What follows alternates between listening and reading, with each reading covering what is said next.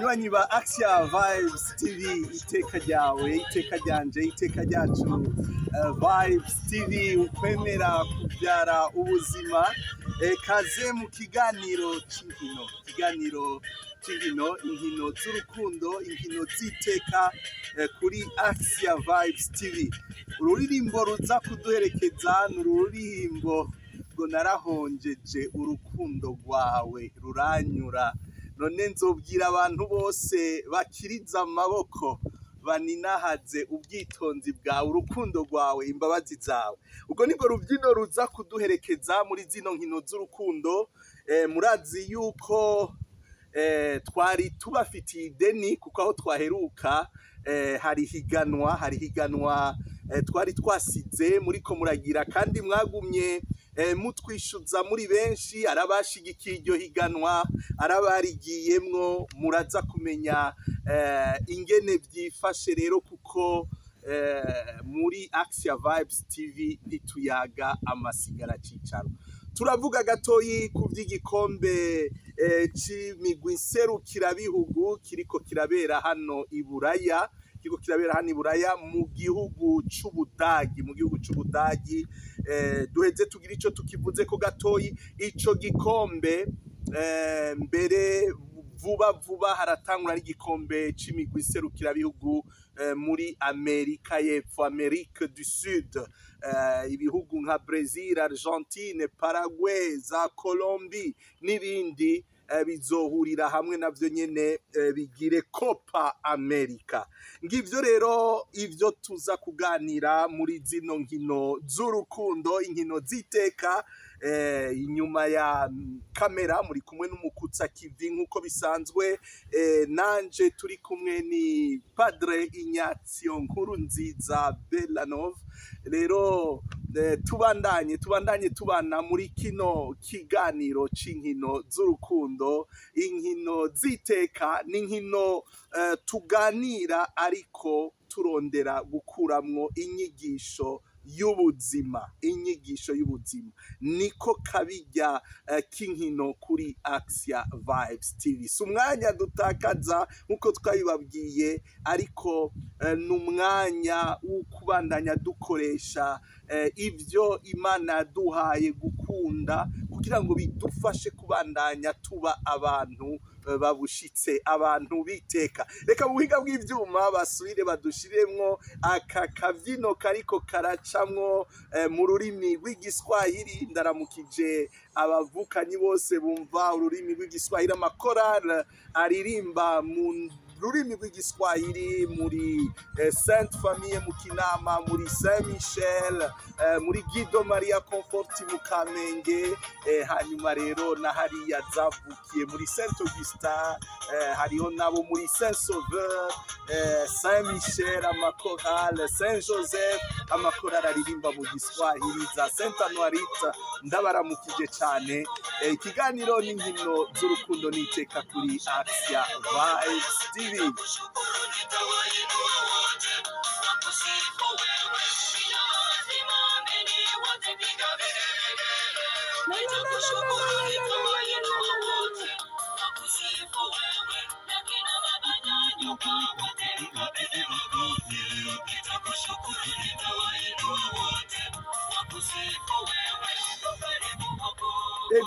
Ego cyane aho muri mwese mukine urukino rwo gukengurukira umukama, mukoma amashi, muvuze ingoma, muvuze n'imyironge. Aho muri hano mwafyonze ntimwihenze, ni kuri Axia Vibes TV. Iteka ryawe, iteka ryanje, iteka ryacu. Vibes TV, ukwemera kubyara ubuzima. Ku munsi wa gatandatu rero umugwi wa Rukinzo waratahukanye igikombe c'umukuru w'igihugu c'u Burundi muri uno mwaka w'2024. Rero turakeje Rukinzo n'abakunzi b'uyo mugwi, aho wirahiye umugwi wa Etoile du Centre ku bitsindo bibiri kuri kimwe. Rero n'urugendo rwabaye rurerure cyane. Rero haburana babiri hagatsinda umwe. N'umugani mwiza cyane w'ikirundi urimwo ico twokwita mu gifaransa sportivité. Nivyo iyo umuntu yatsinzwe hari abamuhoga, mbega muvukanyi mu kirundi bavuga guhoga umuntu. Ego. Ego kuzomera. Rero uwatsinzwe ntibamuzomera, ngo uwatsinzwe ntibatsindaho. Ego ni naco gituma burya uwa kabiri kiretse ko ijya kupata yaronka cyangwa ugasanga aronse umudari mbe wawitaye kima medaille d'argent, umudari w'umwakaka, oya umudari w'inzahabu, umudari w'umwakaka n'umudari w'umujumbu mengo bronze. Burya mugabo mudushimwe babaho utubahasha usanga begeranye cyane uwa mbere n'uwa kabiri, ariko kajya kantu kuwabaye uwa mbere nko muri atletisme bakaca bakuririmbira ururimbo rw'igihugu ruhayagiza igihugu cawe, ego biraheza bigatuma ubaye uwa kabiri avuga ati ese ubukurikira nanje noba uwa mbere. Ariko ivyo vyose rero bikaba mu mutima mwiza, ntihagire urondera kugirira uwundi nabi kugira ngo aheze ahaje. Rero nico sport, nico inkino zirondera, harimwo guhiganwa, ariko guhiganwa neza. Iyo umuntu agira sport akabikorana umutima mubi, ntaco sport imumarira, ntaco sport imumarira, kuko umutima mubi urakonona no mu mubiri. Kandi sport mu bisanzwe iriho kugira ngo umuntu aheme neza, agira ka respiration kameze neza, yoroherwe. Urabona nyene iyo wagize sport ingene ibintu bigenda neza. Rero abo muri Etoile du Centre turabakeje, mwashitse kure, mwashitse muri finale, mwaragerageje. Urazi ko mwagiye murakuramwo imigwi ikomeye cyane, ko mu nkino za kimwe ca kabiri Etoile du Centre yatsinze umugwi wa Vitalo watwaye Primus League muri uno mwaka. Rero urumva naho batsinzwe mu rukino rwa nyuma, Etoile du Centre turabakeje, mwaravyifashemwo rugabo. Tukizera yuko mu mwaka uza mushobora gusubira mukagira neza nkuko mwagize. Tukaba dukeje rero na Rukinzo ku ntsinzi yaraye itwaye. Rero uko niko vyagenze mu gikombe c'umukuru w'igihugu. Mbere cari mu kibazo, muri vya bibazo twari twabajije, bega ninde azotsindira igikombe c'umukuru w'igihugu uno mwaka, mbega bazotsindana bingahe? Rero murashobora kuraba inyishu mwatanze mukabona ingene vyagenze, kuko hariho ikindi kibazo ati ninde azotwara Champions League y'Iburaya. Mwarabonye ko yatwawe na Real Madrid itsinze 2-0 umugwi wa Dortmund. Mbega mwanditse ko bazotsindana gute? Twarababajije umugwi Papa akunda, yahoze akunda kandi abandanya akunda. Turababaza ibihugu bibiri vyo muri Afrika, kimwe cepfo ya Sahara, ikindi co mu buraruko muri Afrika igwiriyemwo Abarabu, vyatanguye kuja mu gikombe c'isi yose. Turabaha n'abakinyi batatu, aho twababajijemwo umukinyi umwe yoba agaragaza kenshi cane ko ukwemera kumufasha mu vyerekeye akazi kiwe ko gukina umupira w'amaguru. Rero abo bakinyi batatu ni Lionel Messi, Gabriel Jesus na Olivier Giroud. Murashobora rero gutangura kuza muraraba inyishu mwatanze. Uyu munsi turababwira amazina y'abagerageje kwishura, hanyuma tubabwire ingene bizogenda. Twari twababwiye kuno munsi ari wo munsi tuza gutangaza ingene vyagenze, ariko kubera ivyo kwiyunguruza n'ingene twagiye turahanahana kw'amakuru, si bose bashoboye gushika ku kibanza. Rero nibaza yuko kuwa gatandatu za kuva saa 3 z'igitondo gushika saa 4 bisabwe yuko abishuye bose iri higanwa, abishuye bose, abatanze inyishu bose kuva saa 3 gushika saa 4 ku munsi wa gatandatu izoba ari itariki 22 basabwe kuba bari kuri Ndongozi hajya hafi ya Saint Michel. Rero basabwe kudasiba, uzobona atazoronka kanya imbere y'amasaha 28 asabwe kuzobimenyesha. Utazobimenyesha rero azoba yerekanye ko ako gashimwe atako akeneye, kandi tuzobimubahirizamwo.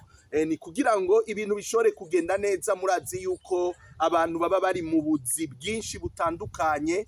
Rero ku munsi wa gatandatu kuva saa 3 gushika saa 4 kuri Ndongozi, mbega nibande reka nsabe umuvukanyi nyuma ya kamera atubwire abo bantu bishyuye ibibazo, hanyuma bazoheza bashike kuri Ndongozi bababwire umwe amanota yaronse n'umwe agashimwe Axia Vibes TV yamuteguriye. Mbere utwo dushimwe twaramaze kudushikiriza mu kiganiro mwakurikiranyemwo iri higanwa igihe turi bamenyesha twe n'umuvukanyi Elvis Toussaint, nkaba ndamuramukije hariya mu gisagara ca Uppsala. Mukama bandanya mukomeza cyane be na Tess na ba Ori na Billy n'abandi. Reka rero twumve abashoboye gutanga inyishu, ariko urutonde rw'ingene basumbana amanota ni ku munsi wa gatandatu itariki 22 kuva saa 3 z'igitondo gushika saa 4 z'igitondo. Ayo mazina y'abashoboye kuba muri iryo higanwa nayahe? Uyasome gose kugira biyumve kugira hamweho bari uwanditse ubutumwa bwiwe ntibushike aheze ace abaza kuri ka kanimero twababwira mworungika kwinyisho. Ego ni Itangishaka Van Elior. Itangishaka Van Elior. Irashitsa Ken Carlos. Irashitsa Ken Carlos.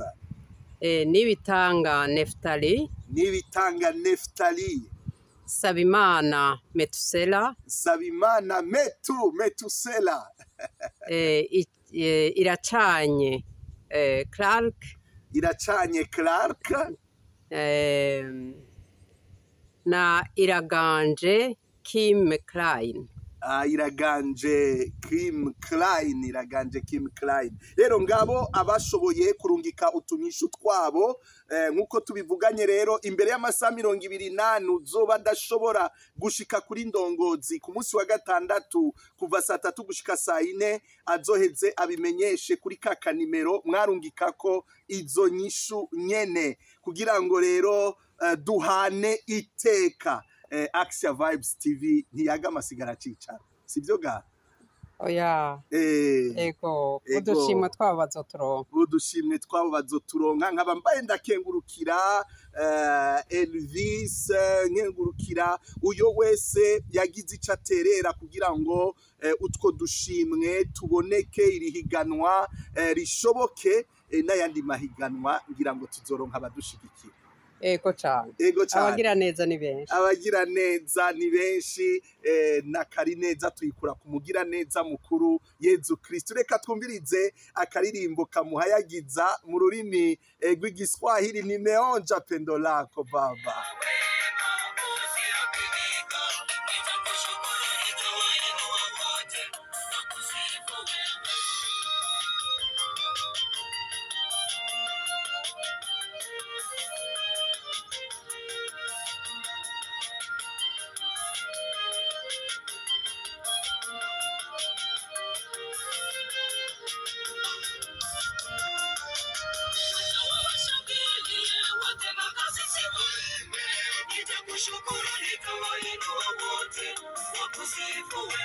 Ego cyane ikiganiro ni inkino z'urukundo, inkino ziteka kuri Axia Vibes TV.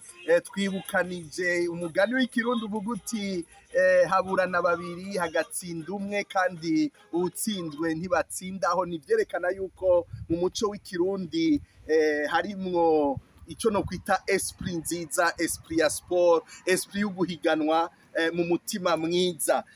Nkuko twabibabwiye tugitangura hano i Buraya haratanguye amahiganwa y'ibihugu nserukira bihugu, ibihugu nserukira imigwi nserukira bihugu bande, imigwi nserukira bihugu hano i Buraya. Mu minsi mikeyi imigwi yo muri Amerika y'Epfo bazotangura ico bita Copa America, aho abakinyi baba bakina mu migwi yo ngaho i Buraya basubira iwabo bakaja gukina mu migwi nserukira igihugu. Mbega muvukanyi turiko turasangira kino kiganiro inyuma ya kamera, woba wibuka ingene umugwi nserukira igihugu w'Uburundi w'umupira witwa? Oya ico nawe urakizi. Oya nukuri nka kimwe. Yo oya reka babana ngaha iyo bagiye gukina bahora bavuga intamba, intamba mu rugamba, les hirondelles. Rero iyi mikino iriko iraba, abakinyi bahora bakina mu migwi bagiye guca umukate barataha mu bihugu vyabo bakaja gukinira ibihugu vyabo. Ego kuba ariko rero batariko barabona amasanamu y'izo nkino kubera ntivyoroshe, bisaba kuriha abonnement, kandi narabonye yuko ibiciro bibandanya biduga ku bashaka kubona amakanara mabuke nasize biri ku mahera makeya, ariko ndabona yuko bibandanya biduga. Ku bashobora kutabona amasanamu rero, izo nkino zaratanguye aho umugwi w'Ubudagi uri gukinira iwabo watsinze umugwi wa Ecosse, umugwi wa Scotland ibitsindo 5-1. Urumva ko byabaye ibitsindo byinshi cyane. Ego hanyuma umugwi w'Ubusuisse nawo uratsinda umugwi wa Hongrie ibitsindo 3-1. Ibitsindo 3-1. Hanyuma umugwi wa Espagne uratsinda umugwi wa Croatia ibitsindo 3-0. Umugwi wa Italy Squadra Azzurra, auguri amici in Italia, Squadra Azzurra uratsinda umugwi wa Albania ibitsindo 2-1. hari mu gitsindo ciza cane nuguruye televiziyo ngasanga kiciye cinjijwe n'umukinyi yitwa Barella. Hanyuma rero umugwi wa Pologne waratsinzwe n'umugwi wa Holland, umugwi wa Holland ibitsindo 2-1. Umugwi wa Denmark ni ngaha n'umugwi w'ababanyi, sinzi ko mumaze gushika Denmark. Ego ngira tuzohashika umunsi umwe. Umugwi wa Denmark ukaba waranganije n'umugwi wa Slovenia igitsindo 1-1. Hanyuma ejo mwijoro harabaye urukino ruhuza umugwi w'Ubwongereza wakinye n'umugwi wa Serbia, hanyuma rero umugwi w'Ubwongereza uratsinda igitsindo 1-0 cinjijwe n'umukinyi Bellingham asanzwe akinira umugwi wa Real Madrid. Bibaza ko ashobora kuja mu bazotwara umupira w'inzahabu uno mwaka. Reka turindire ingene bizogenda. Ninjiye muri kino kiganiro, umugwi wa Ukraine uriko urakina n'umugwi wa Romania. Murazi ko Ukraine iri mu bihe bitoroshe na gatoyi, ariko bariyungunganya bakaza gukina inkino mpuzamakungu. Ivyo rero bikaba vyerekana umutima wo kwihangana, naho umuntu aba ari mu ngorane akagerageza kurwana kugira ngo abandanye abaho. nico gituma duteye intege abantu bose bari mu ngorane, ari ugwaye, ari abagandaye, ari iki, ubuzima ntibuce buhagarara ijana ku ijana, ariko umuntu arabe no mu bubabare ingene abandanya ashobora gukora ibintu byankenerwa bituma abaho. Umugwi rero wa Ukraine wari umaze gutsindwa n'umugwi wa Rumania ibitsindo bitatu byose ku busa, ariko igikuru nuko umugwi wa Ukraine ushobora kwiyungunganya uravye ibihe bigoye urimwo ugashobora kwitaba amahiganwa. Nguko rero uko biriko biragenda mwijoro umugwi wa Autriche uraza gukina n'umugwi w'Ubufaransa. Umugwi w'Ubufaransa urimwo abakinyi bamuka muri Afrika batari bake, nibaza kuza kwigora ukaraba ugo rukino. Ndaza kugerageza ko ntumiye. Ego cyane. Hanyuma ejo umugwi wa Turkey uzokina n'umugwi wa Georgie, hanyuma Portugal ikine n'umugwi wa Republique Czech. Igice inkino za mbere zizoba ziheze, hanyuma bace baja mu nkino za kabiri, kuko mu mugwi wose usangamwo imigwi inine, umugwi wose ugatezwa gukina inkino zitatu. Nguko rero uko biriko biragenda ndabashikirije ibitsindo. Reka mu kurangiza rero ikino kiganiro nce mpereza kuri ya ntumbero y'iki kiganiro, kuko iki kiganiro si ukubabwira amagori batsinze gusa, kuko ivyo murabikurikirana no ku bindi binyamakuru, murabikurikirana no ku zindi televiziyo. Ngaha ni nkino ziteka, ni nkino z'urukundo. Reka tubandanye dutamba tuvyina ka karirimbo nimeonja pendo lako baba,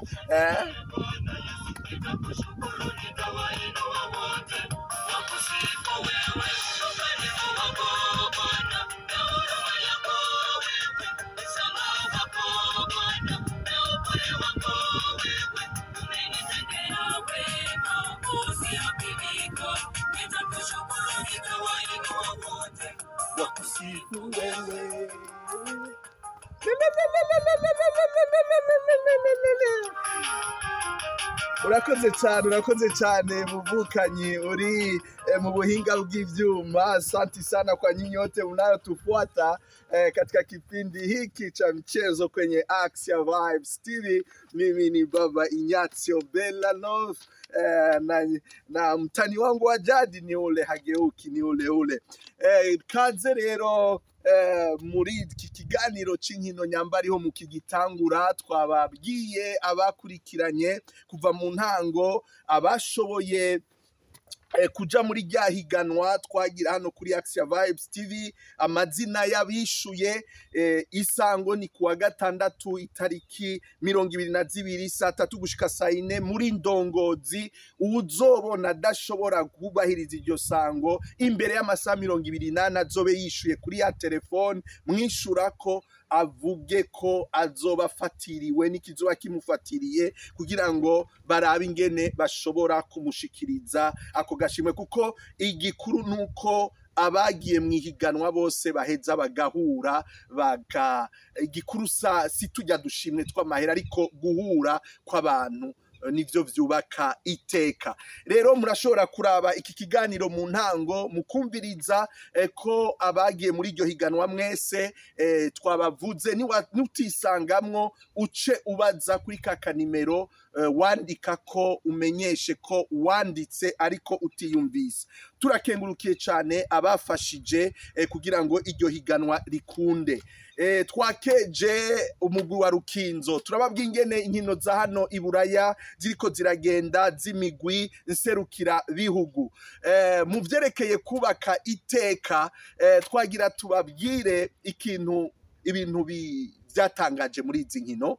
Ubwa mbere ntibitangaje, ni inyigisho y'ubuzima, aho abana b'imyaka 16 17 bariko barakina ubwa mbere izi nkino serukira bihugu. Urumva umwana w'imyaka 16, umwana w'imyaka 17 aja guhiganwa kuri urwo rwego, urumva n'ibintu bikomeye cyane. Urabe aba bana bacu b'imyaka 16 17. Rero uyo ni nk'umukinyi Yamal wo muri Barcelona, agaca kina n'uwundi ariko aragenda asozera ageze muri 34, 35, 36 abo ni ba Modric. Rero urukino rukereka ingene ubu buzima ari uguhanahana, generasiyo imwe igaha iyindi. Urumva hariho abana baje bagishushe nk'abo ba Yamal, hariho rero n'abatanguye kukuruka buhoro buhoro, abo rero ni nk'aba Modric, ba Cristiano Ronaldo, bazokina ba Olivier Giroud mu Bufaransa, bariko baragenda mu rwego rw'abakukuruke. Ubuzima rero nuko abo bakukuruke baca basigara bashigikira abo batoyi baje, ntibace bagafashanya ntihabe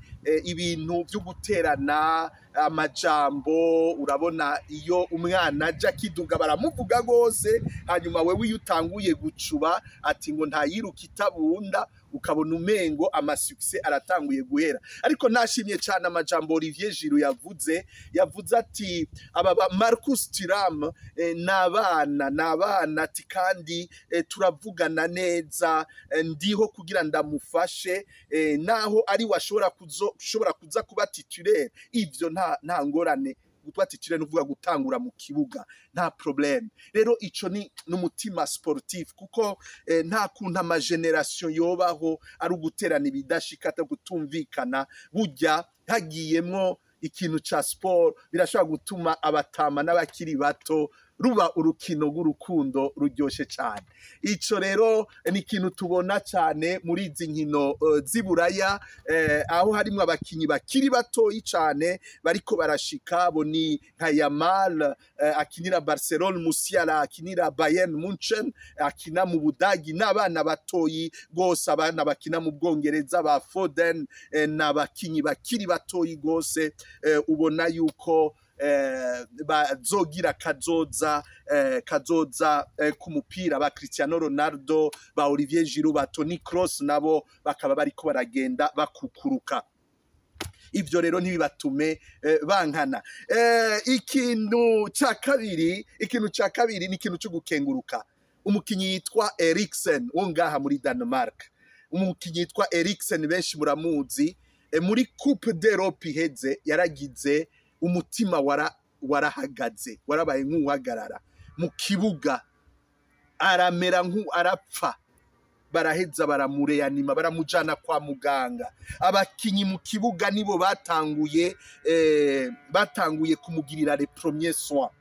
Baraheza baramubaga, baramushiramo n'akakantu k'umutima, ntawe arazi yuko azosubira gukina. None muri iki gikombe yasuye gukinira igihugu ciwe, mbere aratsinda n'igitsinda. Murumva rero ingene ari ugukenguruka Imana yaremye abaganga. Imana yaremye abaganga, vraiment ni Imana nziza, kuko naho batarema n'ukuri Imana yarashize muri bo ubuhinga. Urabona umutima guhagarara, bakawusubizamwo, bakawukora, bakakuvura, ugasubira gukina. Ni ibintu by'ibitangaza cyane. None dushimire abaganga iyo bari hose, ni biratwereka ingene umukama akora ibitangaro cyane muri ibi bijanye na sport, ariko kandi bikadusaba yuko tuza turarabisha amagara, ingene sante yacu imeze. Ntibyoroha, ariko uko umuntu abishoboye ni ikintu gifasha cyane kugira ngo umuntu ashobore kuza aramenya ingene yifata. Ego, ivyo rero ni ikintu twashimye kubabwira muri izi nkino. Nkarangiriza rero ku kintu kigira gatatu. Reka imbere yo kurangiza nsabe usubire ushiremwo muvukanyi mukutsa kivi uri mu buhinga bw'ivyuma, udushiremo kakavyino, kuko ni nkino z'urukundo, inkino ziteka. Akavyino twabahitiyemwo no musi kaduherekeza nimeonja pendo lako, ukarimu wako Baba, upendo wako Baba, umwema wako Baba. Nitakushukuru, nitakushukuru,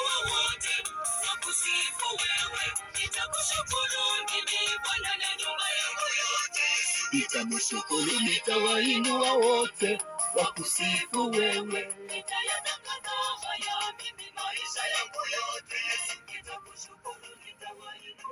Ego bakunzi ba Axia Vibes TV, iteka ryawe, iteka ryanje, iteka ryacu Vibes TV, ukwemera kuvyara ubuzima.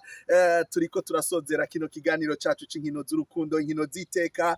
Nagira ndangirize ku makuru ariko aravugwa cyane kuri uru rukino rw'Ubufaransa buhava bukina n'igihugu ca Autriche, aho abakinyi b'igihugu c'Ubufaransa bagize ico bavuga ku buzima bw'igihugu Ubufaransa buriko buracamo muri no misi. Murabona ko bitifashe neza mu bijanye na politike. Abo bakinyi rero bakaba bavuze ico biyumvira, aho umukinyi nka Marcus Thuram yavuze ati Ubufaransa ntibukwiye kuja mu minwe y'abantu batanywanisha. Ndabivuze ngerageza gusigura amajambo yavuze. Ni muri iyo ntumbero Kylian Mbappe, captain w'umugwi w'Ubufaransa, nawe nyene yavuze ati Ubufaransa ntibukwiye kuja mu minwe y'abantu bafise ivyiyumviro bikarishe. Ubufaransa ni igihugu cyo kwakirana, ni igihugu cyo guhariranira, ni igihugu cyo kwihanganiranira. Rero atumirira ugwaruka kuja gutora kugira ngo Ubufaransa bugume muri iyo nzira. Rero nako nagira mpereze ko nshima cyane ingene abakinyi b'umupira w'amaguru bashoboye kugira ico baterereye mu biraba igihugu cabo, kubera umupira ntushoboka udafise aho ukinira. Umupira ntushoboka udafise aho ukinira. Umuntu akina umupira kuko hari amahoro. Rero ndakengurukiye cyane Marcus Thuram, mperuke biva kuri papa wiwe Liliane Thuram, yamye agwanya ivyiyumviro by'amacakubiri, ivyiyumviro bikumira cyane abirabure. Hanyuma tugashimira cyane Kylian Mbappe, avuka ku muvyeyi mama w'umunyalgeria n'umupapa wo muri Cameroon, ariko akaba yavukiye mu Bufaransa. Murumva yuko ari mucanganyiko, murumva ko ni le métissage, le brassage. Jewe rero ni Padre Ignazio Nkurunziza Belanov, nkaba ndabakengurukiye cyane. Ico kintu ca métissage, ca brassage nzokigaruka ko cyane, kuko n'urukino ruhinduriye isi gasigara ari isi y'urukundo, isi ya twese. Rero murakoze cyane mwebwe mwadukurikiranye kuri Axia Vibes TV. Aha niho turangirije ikiganiro cacu.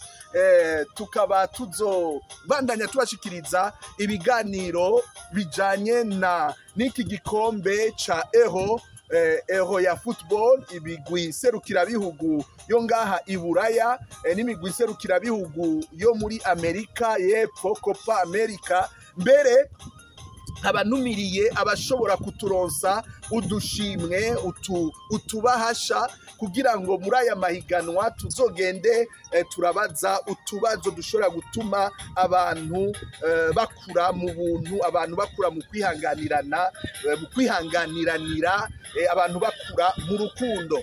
Nditeze rero abantu bashobora kubandanya bashigikira zino nkino z'urukundo n'iteka. Mukomere rero, yari Axia Vibes TV, televiziyo yanyu. Mubandanye muba banywanyi, muri benshi cyane. Mubwire na bagenzi banyu. Mu misiza mwabonye basket, umupira bakoresha muri basket. Rero abakunzi ba basket mu misiza tuzobazanira abadufasha kumenya aho urwo rukino rugeze. Tuvuge ibya Jeux Olympiques zigiye kuzoba mu gihugu cy'Ubufaransa n'ibindi. Mukomere cyane, umunsi mwiza, mubandanye mwinonora imitsi, mube abantu bafise umutima mwiza, mu mubiri umeze neza, no mu bwenge utonze neza. Bye bye.